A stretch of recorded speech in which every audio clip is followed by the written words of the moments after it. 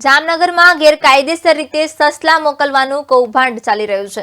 કોલકાતાથી Jamnagar train દ્વારા સસલા મોકલવાનું કૌભાંડ બહાર આવી રહ્યું છે। ત્યારે કૌભાંડની જાણ જીવદયા પ્રેમીને થતા મોડી રાત્રે થયો પર્દાફાશ। પાર્સલમાંથી 80 જેટલા સસલાઓ મળી આવ્યા છે, ત્યારે 8 જેટલા સસલાઓના મોત નીપજ્યા છે।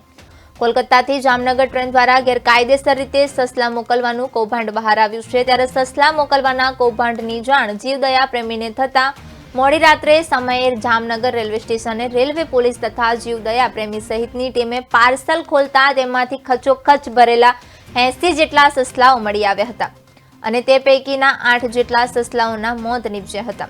દરિયા કિનારેથી નશીલા પદાર્થ અને સોનાની દાણચોરી તથા હથિયારો ઘુસેડવાની પ્રવૃત્તિઓ તો થતી હતી, પરંતુ હવે સસલાઓની ગેરકાયદેસર હેરફારનું પણ કૌભાંડ કરવામાં આવી રહ્યું છે। જામનગરના જીવદયા પ્રેમીની સમય સૂચકતા અને સાવચેતીના કારણે કોલકાતાથી જામનગર ટ્રેન મારફતે સસલાઓ મોકલવાનું કૌભાંડ ઝડપી લેવામાં આવ્યું છે। ત્યારે રેલવે પોલીસની મહત્વની સફળતા પણ મળી છે।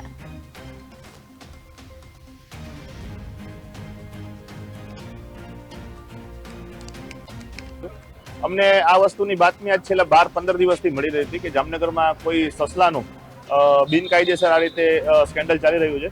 પણ ગઈકાલે અમારી પાસે શોર્ટ બાતમી આવી ગઈ અને કલકત્તાથી અમદાવાદ અને અમદાવાદથી જામનગર આ રીતે સસલા ઇલીગલી ઇમ્પોર્ટ કરી અને એમનું મટન એ અલગ અલગ જગ્યાએ સિલેક્ટેડ જગ્યાએ લોકો મોકલે છે એવી બાતમી હતી આપણી પાસે। ગઈકાલે ટીપના આધારે અમે એક સર્વોદય એક્સપ્રેસ અને ઇન્ટરસિટી ટ્રેનમાં 2 જગ્યાએ રેડ કરતા અમારી પાસે 4 કન્ટેનર અમારી પાસે આવેલા છે, જેમાં 162 સસલાઓ જે ઇલીગલ ઇમ્પોર્ટ કરેલા હતા, જેમની કોઈ સરકારી મંજૂરી નહોતી।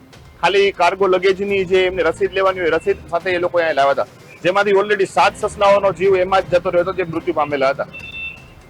જેમણે મોકલેલા છે અને અહીંયા જે લોકો રિસીવર છે એમને વાતની જાણ થતા એ લોકો અમારી પાસે આવેલા નતા અને પોલીસને ટેલિફોન એ લોકોને એવી જાણ કરી હતી કે અમારે હવે આ વસ્તુ જોતી નથી, આ જે જીવદયા પરિવારવાળા આવેલા છે એમને સોંપી દો, અમારી પાસે આમની કોઈ મંજૂરી કે પરમિશન છે નહીં। એટલે પોલીસે અમને એ વસ્તુ સોંપી છે।